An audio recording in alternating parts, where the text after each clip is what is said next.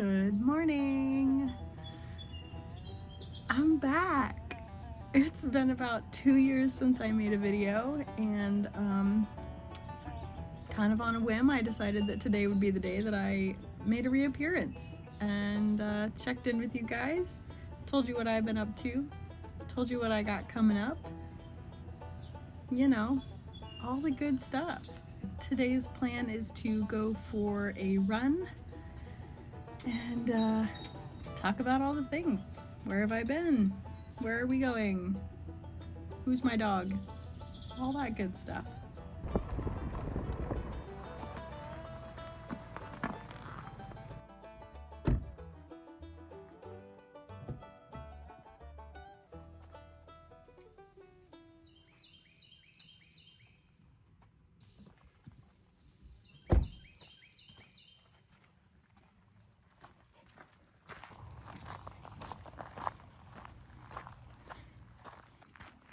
Alrighty, we are in Pisgah National Forest in beautiful western North Carolina. We being me and Marlin.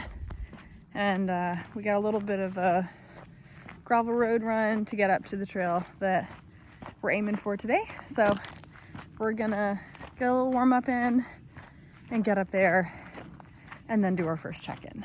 So let's get to running.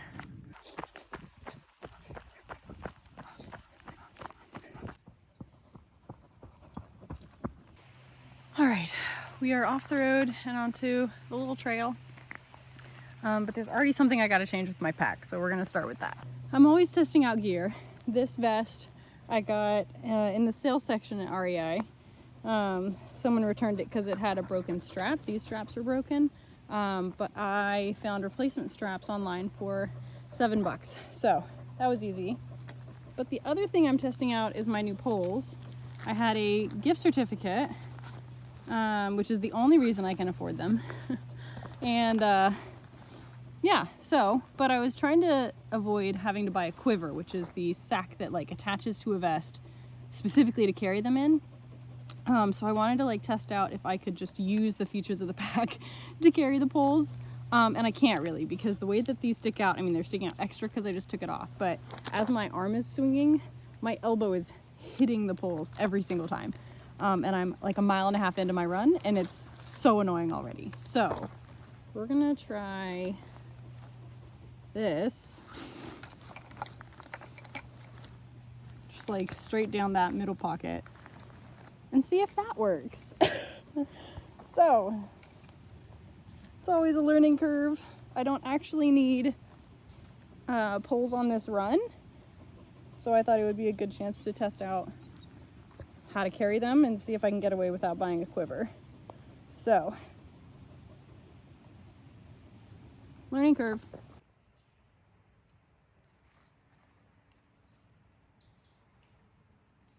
My last video was about 2 years ago, and man, I feel like everything has happened since then.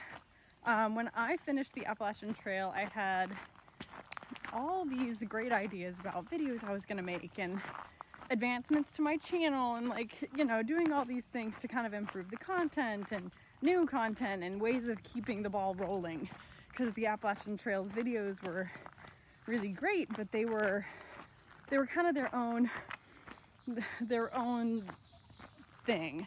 And so I was trying to really be creative with ways to keep video editing and keep that channel alive in a way that kept it also interesting for me and didn't feel forced. And clearly that didn't happen. Something else that happened after trail is I knew that post-trail depression was going to hit me at some point, and I did a lot of stuff to prepare for it, thinking it was going to hit like right after trail. And to my surprise, it hit about 4 months later.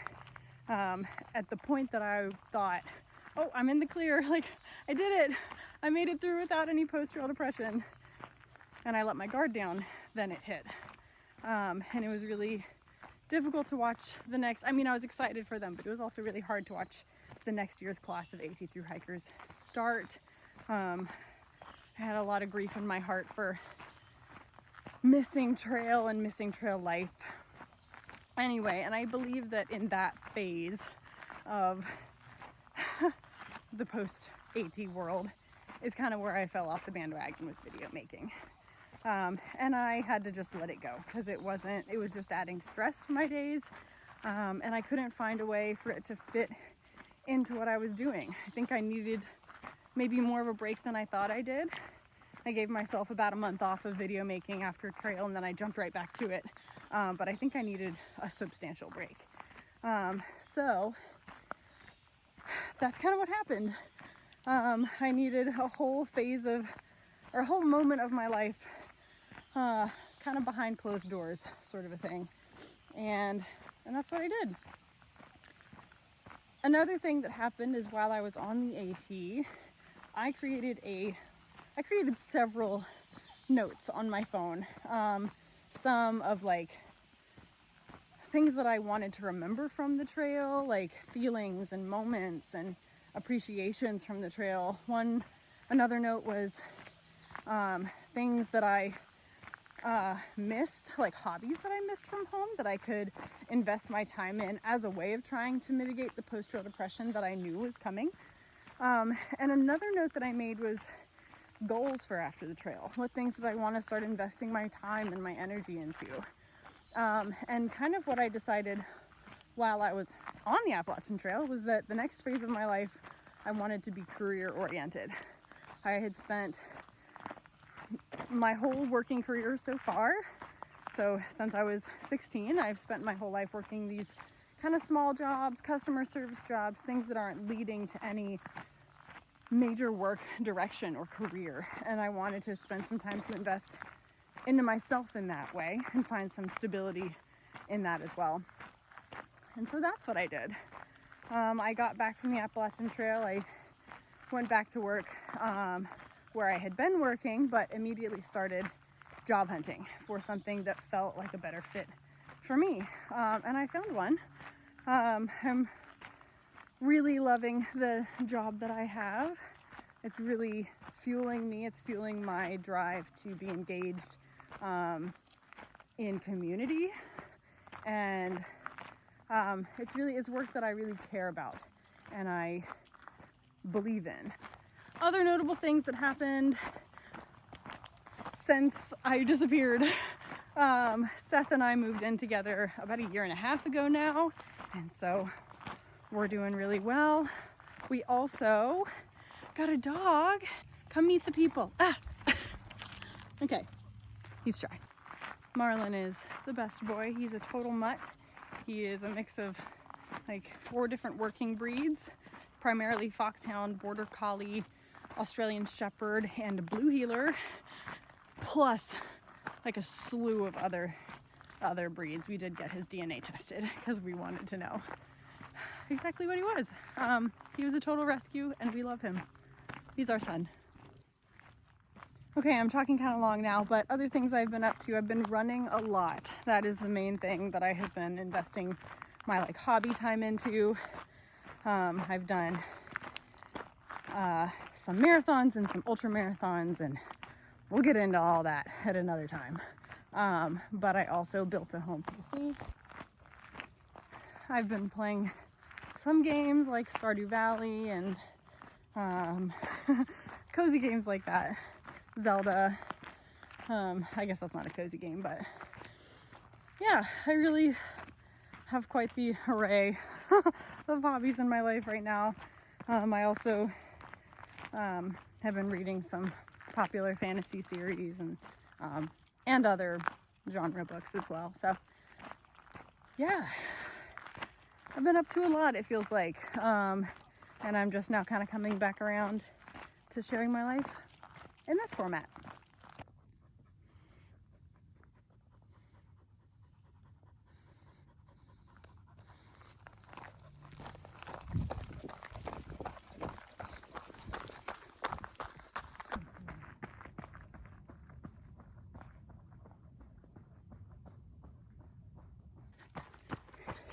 If someone has ideas on how to run and record a video without it shaking all over the place, let me know.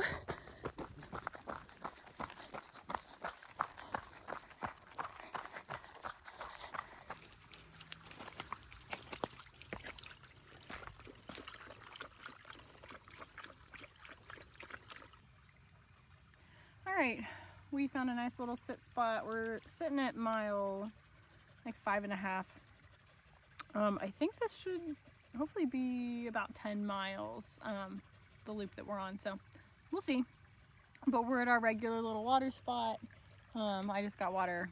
Marlin is getting water and exploring. So, one more thing, kind of looking backwards before we move into like what I have planned. Another major thing that happened in the last year in southern Appalachia here was Hurricane Helene hitting. Myself, Seth, Marlin, and our property was safe, but we were absolutely surrounded by real devastation, and it's hard to even, it feels like even doing it an injustice just to put it that simply. In the same way that I had a really hard time talking about the Appalachian Trail after I finished, it felt like everything I said wasn't, the words didn't carry enough weight for what the reality was, and it felt like I was doing it a disservice. I still feel like that a little bit, and I definitely feel like that about Hurricane Helene. It was pretty bad, and it is still, we are still in recovery. For about 5 months after the storm, I worked in pretty intense hurricane relief, maybe 4 to 5 months, and it was really intense, and it really took a long-lasting toll on me. So good news, I have a therapist now. We're working through that PTSD, but that was another really major thing that happened, and took a lot of my energy and attention and time. Okay, we're gonna also have a snack here, and while we snack, we're going to talk about what's next. This is my snack today for no other reason than it is what was in my pack, but salted caramel is one of my favorite flavors.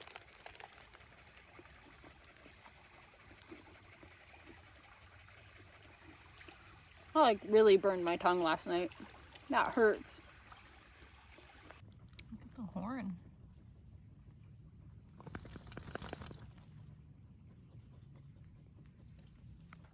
Marlin, are you happy? Good boy.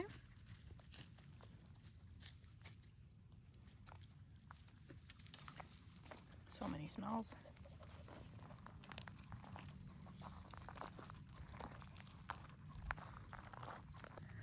Let's talk about kind of what's next for the channel, and what maybe you can expect. I am honestly easing back in. So in terms of like regularity, let's call it semi-regular. I will be coming back to YouTube semi-regularly. We'll just kind of have to see what that looks like. I want it to be really authentic and honest and representing the adventures and the runs and the things that I'm doing as they come up. I definitely don't want to force anything just for the sake of making a YouTube video about it. So it's going to be really honest, the content that you do see. I also admittedly have had an intention of jumping back into YouTube for a while now. And so I actually have 3 or 4 videos that I've recorded the little videos for. I just haven't put together into one video. Going all the way back to like April of this year. It's currently almost July. So the first content that you see is actually all going to be kind of throwback, like adventures and things that I've done before me actually now recording this video.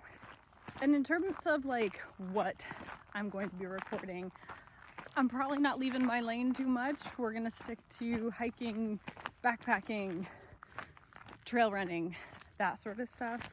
I've definitely got some big adventures and some big goals around those things. So you'll see me kind of building toward those. That is the kind of content that we're gonna have around here.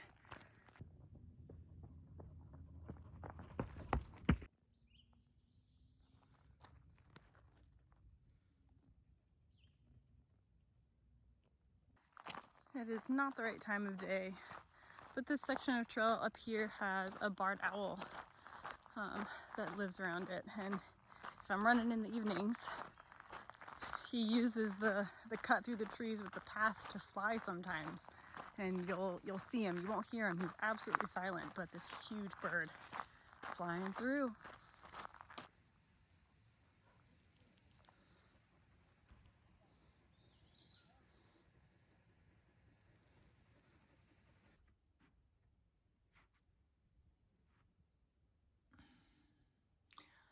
All right, y'all, I'm done with the run. Marlin and I had a great time. It did end up being around 10 miles, so that was great. And he's eating, which you might be able to hear.